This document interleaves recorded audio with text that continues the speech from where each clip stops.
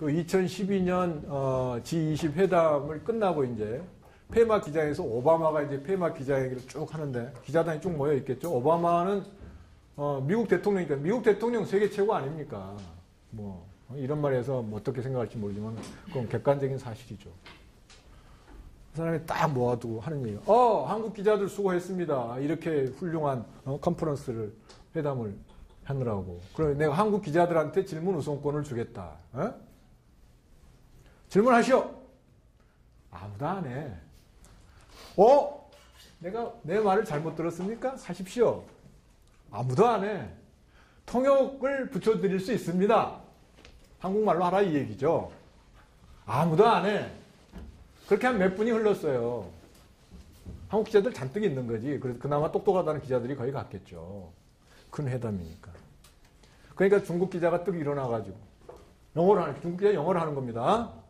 제가 아시아를 대표해서 질문해도 되겠습니까? 그러니까 오바마는 그래도 센스가 있는 사람이다. 이거 아닌데 내가 한국 기자들한테 우선권을 줬으니까 한국 기자들이 먼저 해야 된다. 한국 기자들 질문할 사람 없습니까? 2번, 3번, 4번 막 물어보는 거야. 아무도 질문 안 해. 나라 망신이죠. 나라 망신. 기자가 뭐 하는 사람입니까? 질문하는 사람이 기자들이야. 기자가 어떻게 모든 사건을 알겠습니까? 지들이 무슨 전지전능한 신도 아닌데. 질문해서 사건을 파헤치는 거 아니에요. 담당 관련되는 사람들 질문하고 물어보고 이런. 근데 질문할 줄 모르더라고. 이런 멍텅구리들. 그러니까 뭐라고 그래? 기레기. 벌써 기레기가 돼 있더라고. 내가 보니까. 그게 완전히 쇼킹해가지고 그러니까 EBS에서 그걸 다시 해가지고 교육에서 이래서는 안 된다. 그래가지고 그거 딱 보여주고 그 EBS 다른 기자들한테 물어보더라고. 당신 같으면 질문했었습니까? 그러니까 거기 딱 여자 기자가 일어나고 나도 못했을 것 같다. 뭘 그게 똑똑하다고 못했을 것 같다고 그래. 당연히 질문해야 됩니다. 그런 멍텅구리들이 나라 망신시키고 그런 기자들이 기자를 쓰고 있으니 뭐가 제대로 되겠어? 짓불도 모르면서 지들이 상상해서 쓰는 게 그게 기자야? 기사야? 제대로 된 기사를 쓰려면 질문하고 포인트를 찔러가지고 정곡을 찔러가지고 진술을 찾아내야지. 알겠습니까? 질문은 굉장히 중요한 겁니다. 질문 안 하는 친구들, 의시되는 친구들 짓불도 모르는 거야. 한마디로 얘기해서. 그래서 이게 동양 사람들이 이제 미국에 유학을 가면은 중국 애들도 거의 대동소이해요. 처음에는 공부 잘한다고 깝죽거리죠. 질문 안 해. 일본에 가 됐든 한국에 가 됐든 중국 애들은 좀 잘난 척 하느라고 질문 좀 별로 안 합니다. 미국 애들처럼 안 해요. 미국 애들은 무조건 합니다. 그게 하찮은 질문이든 뭐든 무조건 해요. 대학원 2학년 때쯤 졸업할 때쯤 어떻게 돼? 끝날 때쯤 되면은 미국 애들 훨씬 잘해. 왜? 모르는 거 무조건 질문하니까. 동양 애들은 생각이 어떻게 돼? 이거 내가 집에 가서 공부해야 되겠다. 공부해봐야 이해되긴 뭘 돼. 안 되지. 여러분들 말이죠. 간단히 생각해보세요. 여러분들 지금 회사에서 무슨 일하고 연수, 교육받으러 갔어요. 이게 회사에 중요한 일이야. 이걸 배워가지고 회사에 지금 내가 이걸 써먹어야 되는데. 가르치는 사람 열심히 강의하고 있어. 그거 100% 이해됩니까? 안 됩니다. 한 번 들어가지고 100% 이해하는 사람 아무도 없어요.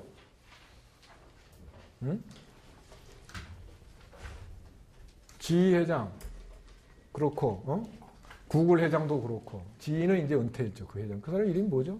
혹시 알아? 잭 웰치. 잭 웰치가 그런 얘기 했어요. 한 10번은 해야지 한 70% 정도의 사람이 알아듣고 한두 번 얘기해서는 10%도 못 알아듣는다고 그랬어요. 잭 웰치가 한 말이야. 그 다음에 이번에 구글의 누구지? 그 사람 또 얘기했어. 한 70번 얘기해야지 사람들이 알아듣는다고. 그 사람. 단번에 알아듣는 사람 없습니다. 그 질문이 중요하다. 왜? 단번에 못 알아들으니까. 이게 지금 내가 왜 이런 얘기를 왜 하느냐? 아까 얘기했죠? 지금은 다 똑같다, 이거. 다. 내가 설명하면은 그렇구나. 며칠 지나면 어떻게 돼? 몇 주 지나면 저게 왜 그러지? 이렇게 됩니다. 한 학기 지나면 어떻게 돼? 난 도저히 하나부터 끝까지 다 모르겠네. 내가 질문하라고 그러면 학생들이 뭐라고 그러는지 알아? 뭘 질문해야 될지 모르겠다는 거야. 아까 그 기레기들 뭘 질문해야 될지를 모르는 거 도대체 뭘 취재한 거야? 그 G20 회담 동안에. 에? 포인트를 하나도 못 잡는 기자들이 기자야 그게? 여러분도 마찬가지입니다. 그러니까 지금서부터 모르는 거는 무조건 질문해. 무조건 질문하고 그 다음에 다음 시간에 와서 집에 가서 복습한 거 이해 안 되면 또 질문해. 그러면은 80% 90% 이해됩니다. 그렇게 해야지 나중에 계속 이해가 되는 거지. 아 끝날 때쯤 내가 시험 공부해서 천만의 말씀. 어? 여기 양자각 시험 보면 알겠지만은 10점, 5점 수두룩 뻑적합니다. 왜 그래? 쥐뿔도 모르니까. 설명할 때는 다 알아들을 것 같던 게 하나도 모르는 거야. 이거 양자각 외우는 게 아니에요. 그러니까 지금은 다 똑같은 출발선상에 있습니다. 지금 그리고 내가 항상 설명 어떤 식으로 하느냐. 난 떠먹여주는 스타일이에요. 우리 학생들을 너무 사랑하기 때문에 떠먹여줍니다. 내가 학교 다닐 때는 저게 도대체 무슨 소리야. 하나도 이해가 안 돼. 그냥 뭐 칠판에다 수식만 잔뜩 쓰고. 근데 나는 다 이게 소화시켜가지고 여러분들이 이해할 수 있게끔 설명을 합니다. 내 나름으로. 그러니까 여러분들이 분명히 이해할 수 있어야 됩니다. 그리고 처음에는 아마 그럴 거야. 그런데 나중에 가면 왜 이해가 안 되느냐? 앞에 있는 거를 모르니까 이해가 안 되는 거야. 오늘 한 거, 다음 주에 한 거 이거 모르니까 한 중간고사 끝날 때쯤 중간고사 칠 때쯤 되면 이제 모르는 게 수두룩 뻑적해지는 겁니다. 그러면 시험 공부한다고 그게 커버가 돼? 안 됩니다. 이건 외우는 게 아니에요. 절대 안 됩니다. 절대 안 돼요. 단언하건대 안 됩니다. 그러니까 어떻게 해야 돼? 모르는 건 무조건 질문하라. 그래서 내가 항상 룰을 주는데 집에 가면은 30분 동안 복습, 예습. 에? 복습, 예습.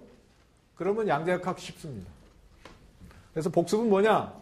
배운 거에서 내가 이해 안 되는 거 있나? 해가지고 거기서 이해 안 되는 거 다음 시간에 보고. 예습은 왜 해?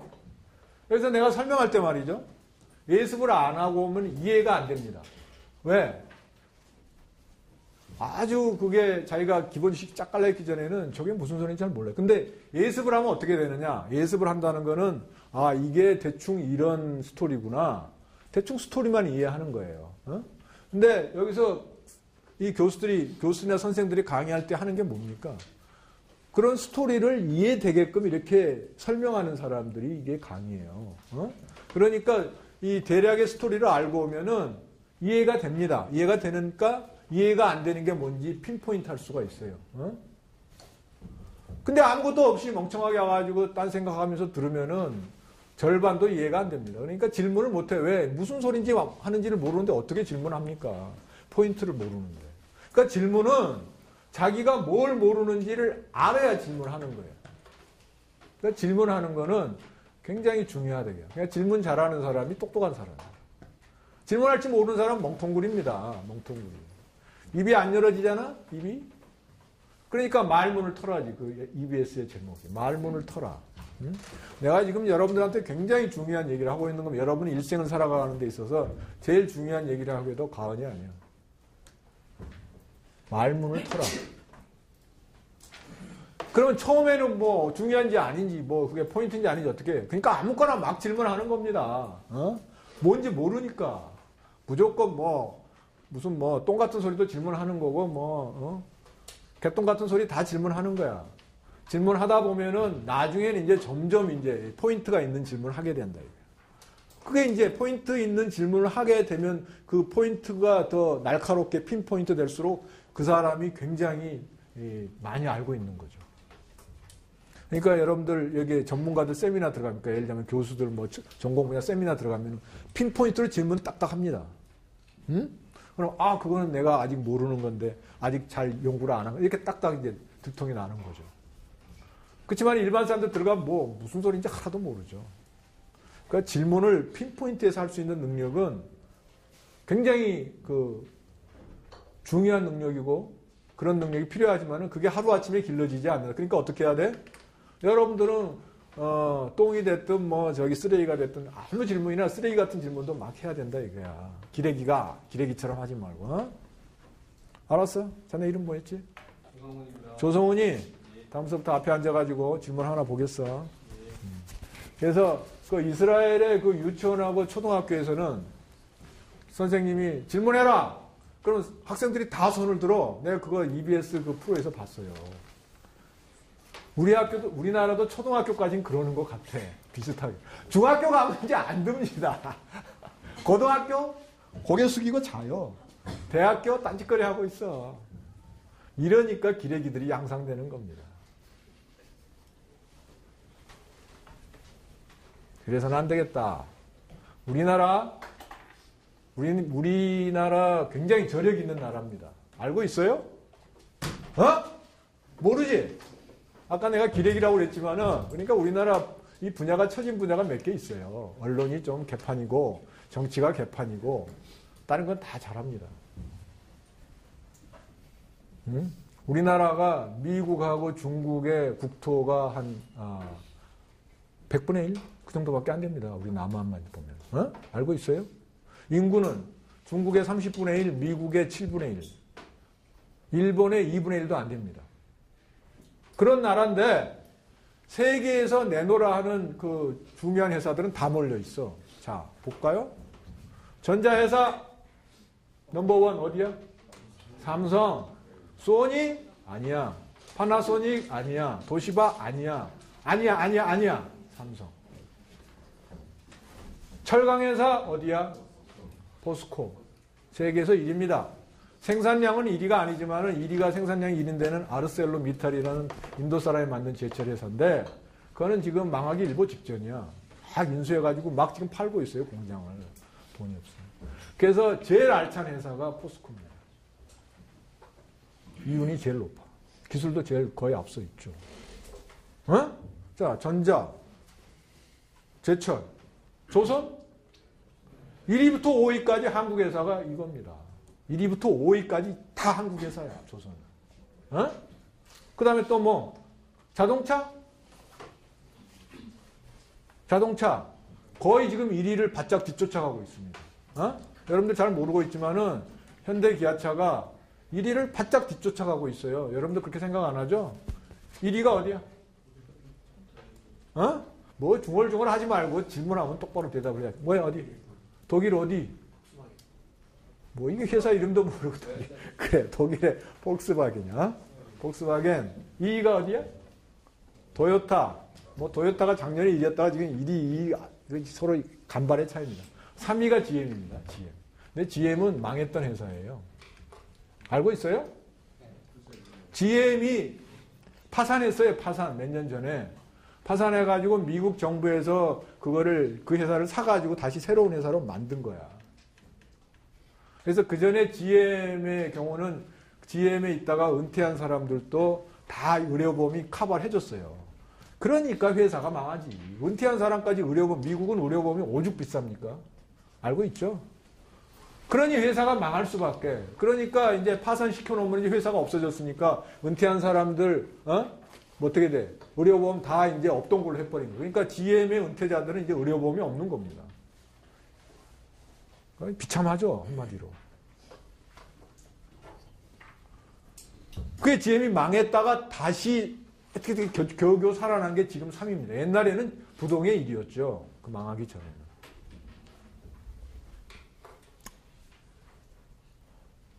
그 다음에 4위가 어디야? 4위 어디야? 어디야?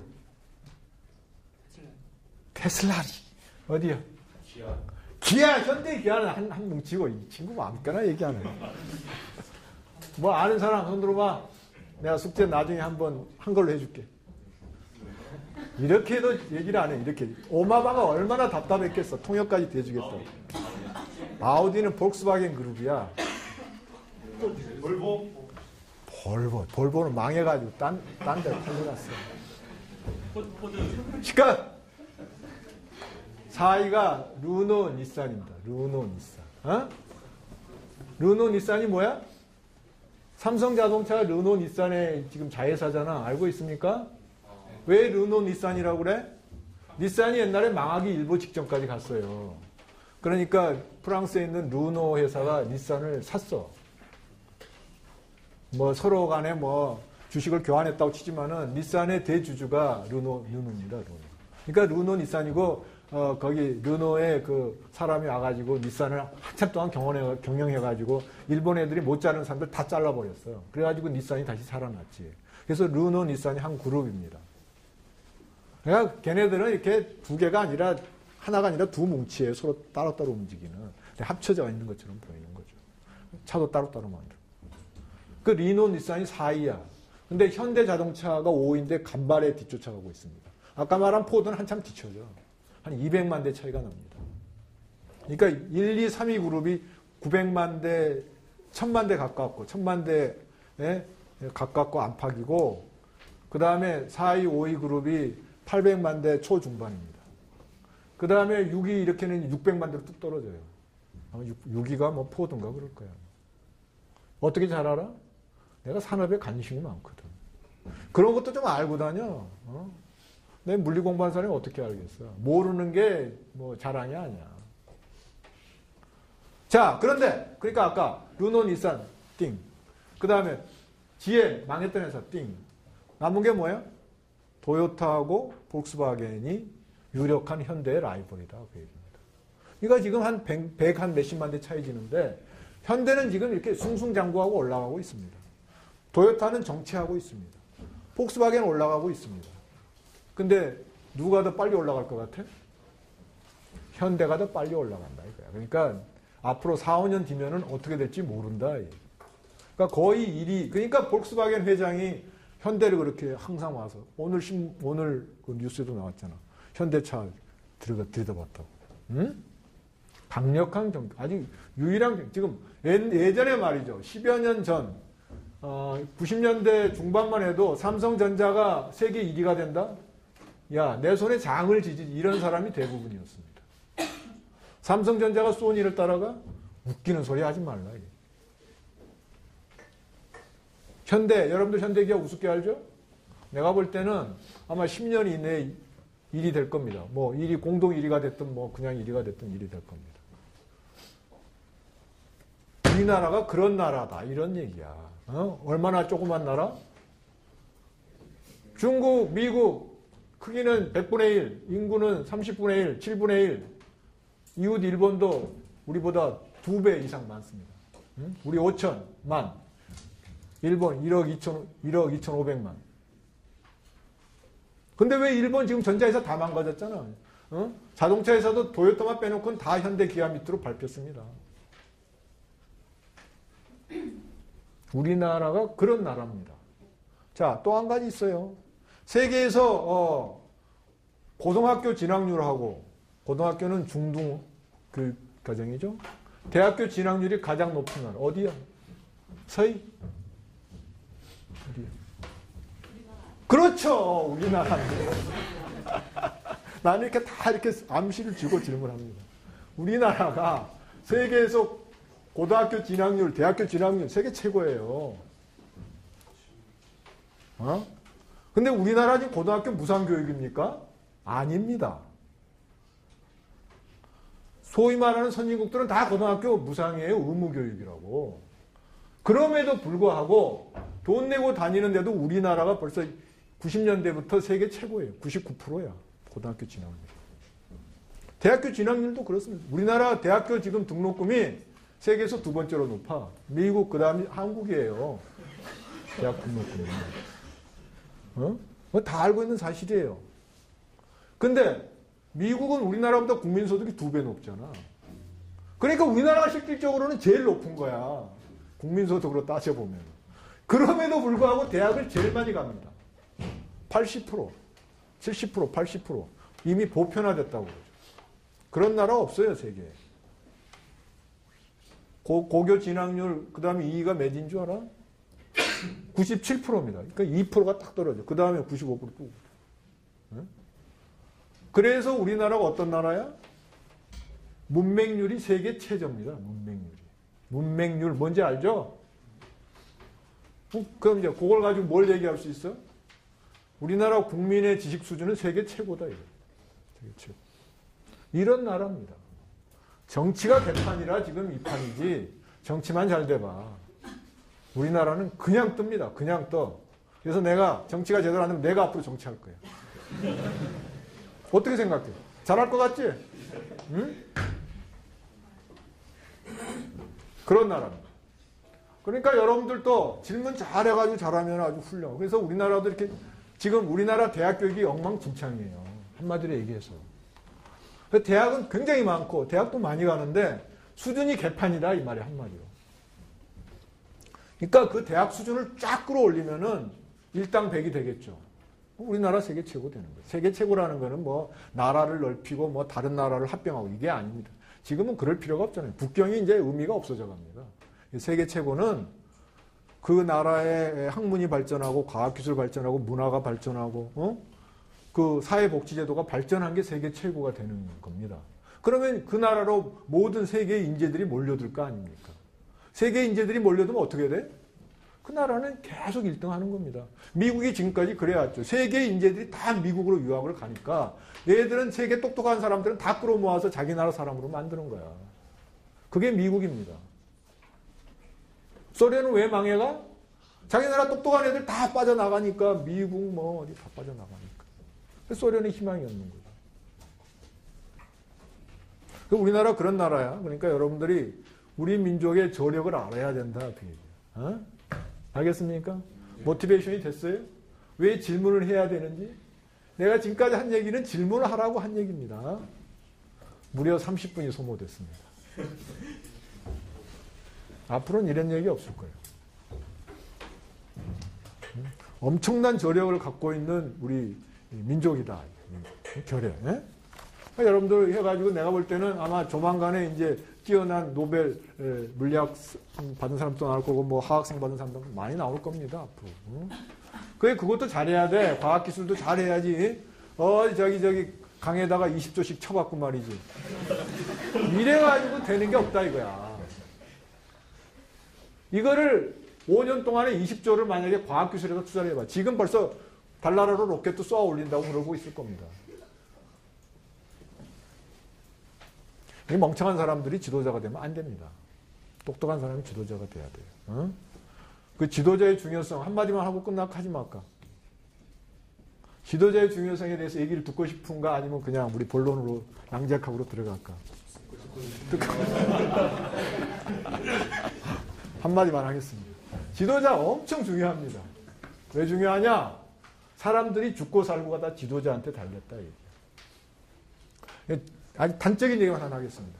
임진왜란 때 말이죠. 우리나라가 지금 이 대한민국이 이렇게 지금까지 명맥이 유지된 거는 나는 이순신 장군 때문이라고 생각을 합니다.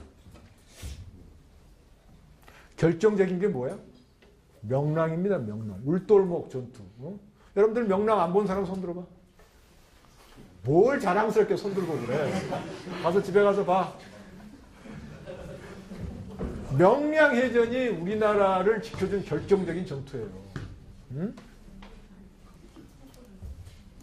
그 이순신 장군이 말이죠. 그 전에 얘기로 돌아가면은 이순신 장군이 이제 전라 자수사로 갔죠. 근데 우리나라 자수사가 여러 명이 있었어요. 그 당시에. 봐. 경상 자수사, 우수사, 전라 자수사, 우수사, 충청도가 자수사, 우수사 있는 모르겠는데 한 5-6명 됐다고. 그러니까 수사가 5-6명, 그러니까 이순신 장군 같은 사람이 5-6명 있었어요. 그 중에서 거북선 만든 사람은 이순신 장군밖에 없어. 다른 사람들 다 뭐 하고 있어? 다 띵까띵까 하고 있었다 이 얘기지. 그러니까 이순신 장군이 그 해군력을 빌드한 거는 나라에서 해준 게 아니에요. 그 사람이 앞나라를 걱정해서 혼자 살 수 있는 걸 막 한 겁니다. 그래가지고 이 해군력을 빌드업을 해가지고 잘 이렇게 그 이순신 장군은 적어도 임진왜란, 정유재란 기간에는 백전백승이 한 번도 진 적이 없어요. 알고 있죠? 그리고 그 명량해전이 마지막 해전은 아닙니다. 그렇지만 결정적인 해전이에요. 근데 왜 결정적인 해전이냐? 그 일본 애들이 그 정유재란을 일으켜가지고 이제 다시 재침을 해서 올라가려고 그러는데 얘들이 그 서해안으로 돌아가지고 한양을 이제 딱 치려고 그런 거야. 근데 그렇게 되면은 중간에 있던 조선군들은 다 도관이든 지가 되는 거죠. 그러면 끝나는 거야. 끝나는 겁니다. 그러니까 나라 끝나는 거예요. 근데 선조가 그러면 그걸 막을 위인이냐? 아닙니다. 이게. 임진왜란이 일어나자마자 우주로 도망갔잖아. 불나게 서울 불태워버리고. 그런 지도자가 이승만하고 똑같은 사람입니다. 이승만 어떤 사람입니까? 내려가는 건 좋은데 한강에 사람 지금 도망치고 있는데 거기 폭파시키고 내려갔잖아. 얘기도 안 하고. 이게 지도자입니까? 똑같은 사람, 똑같은 사람. 그런 사람들이 지도자를 했기 때문에 지금 우리나라가 더 발전될 게 안 되고 있는 겁니다. 어쨌든 그거는 사이드고. 자, 그래서 이 일본 애들이 전술이 이쪽으로 와가지고 해군력을 이용해서 와가지고 한양을 딱 근데 그 당시에 내가 하려고 하는 얘기는 이겁니다. 이순신 장군이 삼도수군 통제사에서 쫓겨나기 전에 야, 너 어디 가냐? 자식 빨리 갔다 와. 중요한 얘기를 하는데 가고 그래. 할 때 우리나라 이 조선 함대의 함선이 몇 척인지 아는 사람 손 들어봐. 어? 13척. 좋아한다. 통제사 그만둘 때 13척밖에 없었어? 100척? 막 멋대로 찍는구만. 300척 있었어. 300척. 대포는 3,000문이 있었습니다. 그 다음에 엄청나게, 그러니까 그 당시에는 하여간 우리가 서양하고는 비교는 했으니까 세계 최강이 세계 최강. 함대가. 그러니까 일본 애들이 이순신 장군 못 건드렸지. 그러니까 풍신수길이 뭐라고 그래서 도요토미 히데요시가 이순신을 만나면 무조건 피해라. 자기네 함대한테. 그러니까 그렇게 했어요. 그래서 실제로 애들이 이순신을 나오면 그냥 피해버렸다고. 근데 이제 그러니까 이게 이순신하고는 상대가 안 되니까 일본 애들 꾀를 낸 거지. 무슨 꾀를 냈어? 이관계죠. 이관계. 알고 있죠? 그래가지고 첩자를 시켜가지고 야 우리가 조선으로 일본 함대가 언제 쳐들어오니까 그때 이순신을 시켜가지고 이순신으로 그 함대를 치시오 하게끔 이제 조선 조정을 꼬드긴 거죠. 첩자가. 그걸 믿었지 이 멍청한 선조가. 그래가지고 야 너 왜 칠했는데 안 치냐. 그러니까 이순신이 어떻게 칩니까? 일본 함대 숫자는 엄청 많은 그리고 언제 오는지도 확실히 불확실한데 바다에 나가서 기다리다가는 박살나지. 그건 지는 지겠지. 그러니까 안 나갔죠. 그랬더니 이게 임금 말을 안 들어 이리 올라와. 이 자식이 역적이야. 그래가지고 죽이려고 그랬는데 누가 상소하고 그래가지고 겨우 목숨만 살려가지고 감옥에다 쳐넣었죠. 그때 우리 조선 함대의 사이즈가 엄청났다 이거야. 전함 300척. 그 중에 물론 거북선도 있었겠죠. 그 다음에 그 다음에 대포니 화약이니 다 있었다. 군량미도 충분하고. 그거를 누가 물려받았습니까? 여러분들이 잘 알고 있는 원균이 물려받았죠. 원균이 또 그걸 고자질했거든. 제가 갈 수 있는데 안 가고 있습니다. 그러니까 선조가 오빠 원균도 그렇게 얘기하잖아. 이 자식 들어가서 이렇게 이제 역적이 이렇게 된 거죠. 그 다음에 근데 원균도 본인도 그런데 선조가 뭐라고 그래? 이 멍청한 사람들이 있으면 이해했습니다. 야, 근데 너 왜 너는 통제사 된 다음에 가서 일본군을 안 치냐? 이렇게 된 거예요. 왜 공격 안 하냐? 그래가지고 이제 선조가 그때 도원수가 권율입니다. 지금으로 말하면 총참모총장이죠. 권율한테 그러니까 권율이 원균 불러가지고 야, 너 임마 임금님이 가리는데 왜 공격 안 해? 그러니까. 그리고 곤장을 쳤어. 옛날엔 그랬나 봐. 총참모총장이 그 밑에 해군 참모총장을 곤장을 친 거야. 그러니까 원군이 얼마나 화가 나겠어. 술 먹었죠. 술 먹고 그래. 그럼 축전하겠다. 그 다음날 축전한 겁니다. 아무 준비도 없이. 그래서 어떻게 됐어? 당일로 박살났어. 일본 애들이 그 정보를 알고 기다리고 있었다고 숨어가지고 쳐가지고 완전히 대패했죠. 그렇다고 해서 그 함선이 다 망가진 건 아니에요. 근데 일본 애들이 보통 애들입니까? 남은 함선들 다 찾아내가지고 다 불태워버렸어요. 하나도 시도 없이 다 불태워버렸습니다. 그리고 원균도 그 근처 섬으로 도망갔어요. 그거 찾아내가지고 죽였죠. 원균이 싸우다 죽은 게 아니라 도망가지고 일본 애들한테 잡혀가지고 죽임을 당한 거죠. 그런데 그 전에 그 부하 장수들도 원균을 믿을 수가 없지. 그러니까 배설이라는 그 친구가 경상 우수사인가? 하여튼 수사 중에 한 명이에요. 배설이라는 친구가 자기 밑에 있는 배 12척을 가지고 미리 도망친 거야.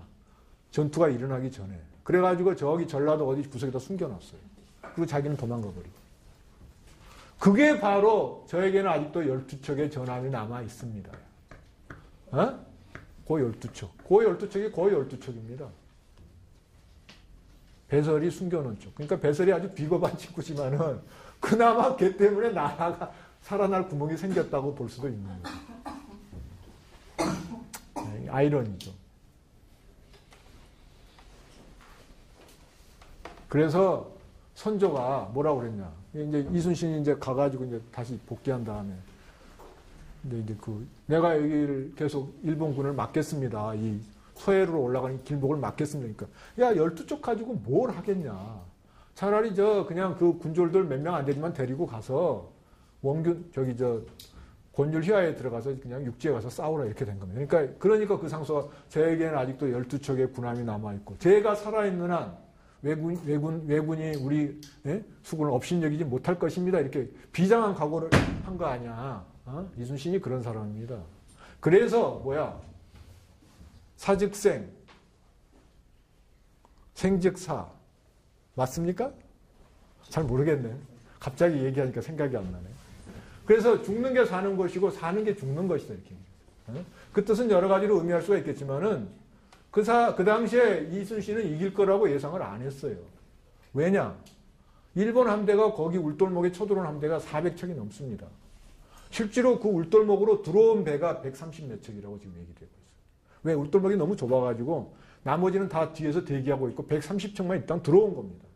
근데 그 들어온 배들이 이제 이순신한테 깨져가지고 도망가니까 다 그냥 물러간 거죠. 그러니까 130척 대 13척, 그러니까 13척은 이제 추가로 이제 거기 민간인 배를 하나 징발해가지고 13척이 된 건데 그걸 가지고 이긴 겁니다. 그러니까 도저히 이길 수 있다고 생각을 안 하고 일본 애들이 왜 그렇게 여유만만하게 쳐들어왔겠어? 얘는 분명히 이긴다 이거야. 13척밖에 없는데 무슨 수로 걔들이. 그래서 일본 애들도 이길 거라고 생각하고 이순신도 이길 거라고 생각을 안 한 겁니다. 다만 죽는 게 사는 거다. 실제로 죽는 게 사는 거라고 생각을 한 거예요. 그렇지만은 그렇다고 해서 포기한 게 아니라 무대뽀를 한 게 아니라 그렇지만은 이 환경에서 죽을 각오를 한번 최선을 다해서 막아보자 그랬는데 천우신조로 이긴 겁니다. 그러니까 천우신조라고 이순신이 표현을 했어요. 천우신조가 뭔지 알죠? 하늘의 도움으로 기적이지 기적. 기적입니다. 근데 거기서 졌으면 어떻게 됐어? 거기서 졌으면 일본군이 이제 문 밀고 올라가가지고 한양을 바로 점령하죠. 우리나라 끝이지. 선조는 이제 더 이상은 압록강 밑으로 건너 안 와. 그전에도 막 만주로 건너가려는 거를 신하들이 바지가랭 붙잡고 해서 겨우 안 간 겁니다.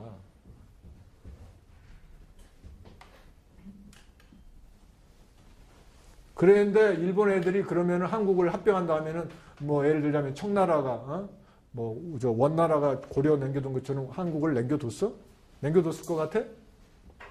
이미 각본이 짜여져 있습니다. 여기 조선 출정한 그 밑에 있는 신하들한테 다 어디 나눠주겠다고 각본이 짜여져 있었다 이 얘기야. 그거 어떻게 돼? 한국은 이제 역사 속에서 사라지는 거지. 조선은. 실제로 오키나와가 1800년대 후반에 일본에 합병됐습니다. 지금 오키나와가 독립된 국가예요? 아닙니다. 조선도 우리 대한민국도 8.15 후에 독립이 안 돼. 만약에 일본이 전쟁이 안 졌으면 일본에 끝나는 거지. 조선이라는 아이덴티티가 한국이라는 아이덴티티가 없죠. 대한민국이라는 아이덴티티. 근데 이미 임진왜란 때 그럴 뻔했다 얘기야. 그걸 막아낸 사람이 이순신이다 이게. 죽을 각오로. 응? 근데 내가 아까 했던 얘기는 지도자가 왜 중요하냐? 이순신이 그렇게 이 빈 손에서 이게 300척 이 막강 함대, 이 아시아 최강의 함대를 구축해 놨는데 그걸 하루아침에 망가뜨렸다 이 얘기야. 군인 자기 부하들도 다 죽게 만들고. 지도자가 그렇게 중요한 겁니다. 여러분들 지도자 잘 뽑아야 돼요. 지도자 못 뽑으면은 나라가 하루아침에 풍지박산이 날 수가 있다. 그렇기 때문에 지도자가 중요하다. 이런 얘기죠. 이 얘기는 이제 그냥 여러분한테 덤으로 해준 겁니다. 오케이. 자, 그러면은 원론은 뭡니까? 질문을 잘하자. 네. 질문을 잘해야지 똑똑한 지도자도 될 수가 있고 우리 민족의 저력을 발휘할 수 있는 그런 강한 나라도 만들 수